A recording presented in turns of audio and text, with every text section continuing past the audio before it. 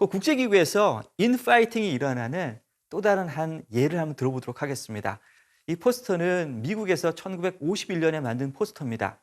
지금 저 포스터를 보면 유엔이라고 하는 이 뒤에 손이, 그 다음에 저 방망이를 들고 때리는 저 국가 누군지 아시겠죠? 중국입니다. 그 당시에 1951년에 국제연합 총회 결의안, 이 결의안에 실제 참여했던 국가는 44개국입니다. 이 44개국이 바로 한국 전쟁에, 6.25 전쟁에 개입한 중국을 비난하는 결의안을 만들었는데 거기에 보면 중국을 어그레서, 침략국이라고 명시적으로 표현한 거예요. 중국이 유엔으로부터 실제 적으로까지 규정을 당했거든요. 그러면 그리고 오랫동안에 걸쳐 가지고서 중국과 유엔 사령부 사이에는 적대 관계가 사실상 유지되고 있었잖아요. 그러면 중국은 국제기구 밖에 있어야 될까? 유엔 밖에 있어야 될까? 아니에요. 놀랍게도 중국이 1949년서부터 아주 집요하리만큼 이 국제기구에 들어가고 싶어 합니다. 그러니까 자기 스스로를 적으로 규정한 국제기구에 들어가고 싶어 하는 거예요. 그러다가 결국 가서는 1972년에 그 오랫동안의 꿈을 이루었습니다. 저 사진은 1972년 중국이 드디어 대만을 이 중국의 대표권 자리에서 몰아내고 유엔에서 자리를 차지했을 때 이 파한대소를 하는 모습이에요. 그러니까 이것도 마찬가지인 거죠. 그러니까 국제기구로부터 내가 어그레서로, 유엔으로부터 어그레서로 규정당했다. 국제기구 밖에 있으면 안 돼요. 그 안에 들어가 가지고서 싸우는 것이 더 유리한 거죠. 이게 인파이팅의 하나의 예라고 볼 수 있습니다. 국제연합이 2차 대전의 맥락 속에서 태어났다라고 제가 말씀드렸습니다. 국제연합에 적이 있었어요. 바로 일본, 독일, 그다음에 이태리 같은 나라, 주축국의 연합국들이었죠. 그런데 여러분 지금 독일도 국제연합의 회원이고 일본도 회원이고 이태리도 회원입니다. 왜 그러는가? 들어가 싸우는 게 밖에 있는 것보다 낫기 때문에 그래요. 이게 국제기구에서 약소국의 입장, 자기가 국제기구로부터 적으로 규정당했다, 들어갈 필요가 있다는 예라고 볼 수 있습니다. 아웃복싱도 가능합니다. 국제기구가 들어가서도 이거 잘 안 될 것 같아. 이게 너무 기울어진 운동장이야. 여기 들어가 봤자 내가 크게 성공할 수 없을 것 같아. 이렇게 되는 경우에는 어떤 식으로 표현하는가? 국제기구 밖에서 국제기구를 자기가 만들어버려요.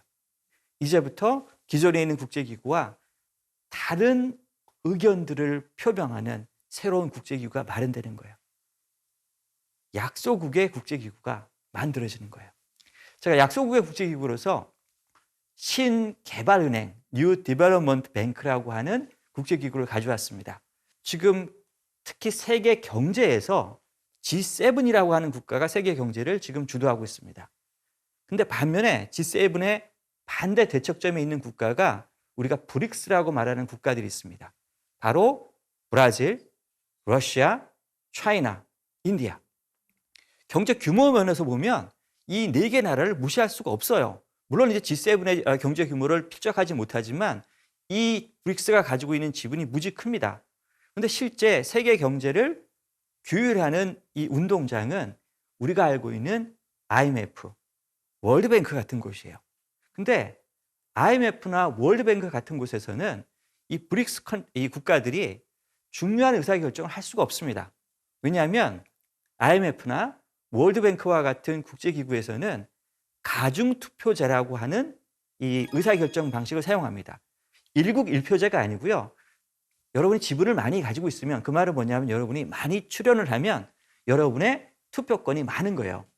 그중에 IMF나 월드뱅크 같은 경우에는 아예 중요한 안건인 경우에는 최소 85%의 찬성이 전제 조건입니다. 근데 미국 한 국가가 가지고 있는 지분이요, 17%가 넘습니다. 그 말은 뭐냐면 미국이 반대하면 아무것도 못하는 거예요. 이미 정말 중요한 세계 경제를 규율하고 있는 국제기구 안에서는 뭐 그것이 개발은행이든 아니면 그 국제통화기구이든 상관없이 이미 기울어진 운동장인 거예요. 그러니까 이곳에 가가지고서 인파이팅 하는 것도 중요하지만 한계가 있는 거예요. 그러면 이제 반대편에 가가지고서 아웃복싱을 해야 되는 겁니다. 국제기구를 만들어야 되는 거예요. 우리가 지금 G7 정상회의를 하잖아요. 그것과 마찬가지로 이 브릭스 컨트리들은 자기들이 모여가지고서 브릭스 국가들은 자기들끼리 모여서 매년 정상회담을 합니다. 매년 정상회담을 하다가 2009년에 우리 안 될 것 같아. 이 지금 개발 문제가 중요한 문제인데 이 문제를 기존에 있었던 강대국 중심의 국제기구에 맡기면 우리의 의제가 투영되지 않아. 우리의 의제를 투영할 새로운 개발은행이 필요해. 이 제안을 2009년에 합니다. 결국 2015년에 지금 뉴 디벨롭먼트 뱅크라고 하는 새로운 국제기구가 개발 전담하는 국제기구가 만들어지는 거예요. 이거는 IMF나 월드뱅크에 대응하는 또 다른 국제기구가 마련된 겁니다. 뉴 디벨롭먼트 뱅크의 지분은 정확하게 이 브릭스 컨트리들이 나눠 가지고 있어요. 그래서 총 지분인 총 자본금이 현재 가지고 있는 게 500억 달러이고요. 그다음에 이 지분이 조금 더 기여금이 좀 늘어나게 되면 1,000억 달러까지 늘어나게 됩니다. 그래서 이 뉴 디벨롭먼트 뱅크는 기존의 G7이 주도하고 있는 세계 경제 질서, 특히 그 개발과 관련돼 있는 그 영역에서 브릭스 국가들이 만들어 놓은 또 다른 대척점에 있는 그 지향점들을 이제 구현하는 역할을 담당하는 거죠.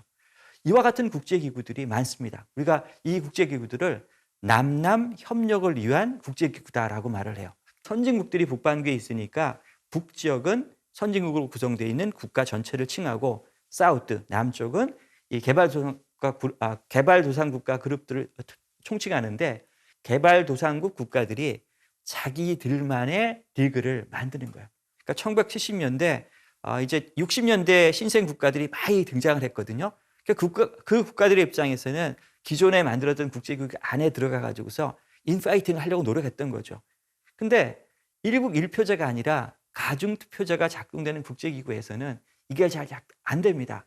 그러니까 이 1970년대 이 국제기구 내에서 국제기구 안에 들어가서 국제기구를 바꾸려고 하는 노력이 한계에 봉착하니까 이 국가들이 밖으로 나와 가지고서 자체적으로 대항 국제기구를 만드는 모습들이 많아요. 요즘 대항 국제기구가 중국에서 주도되는 경우가 많습니다. 그러니까 우리한테 익숙한 상하이 협력기구, 이것도 거의 대항적인 국제기구라고 볼 수 있는 거죠. 그래서 지금 이 국제기구가 앞으로 어떤 방식으로 발전할지는 국제관계, 우리가 세계 질서가 어떤 식으로 바뀌는가에 따라서 우리가 달라질 수가 있습니다. 자, 여기까지는 이 국제기구가 바로 약소국이 싸울 수 있는, 약소국이 뭔가 자기 입장을 구현할 수 있는 이 공간으로 활용되는 이 현상을 검토했습니다. 두 가지 방식이 있다 그랬어요. 인파이팅과 아웃복싱. 안에 들어가 가지고 국제기구로 바꾸거나 아니면 아예 국제기구를 따로 설립하거나.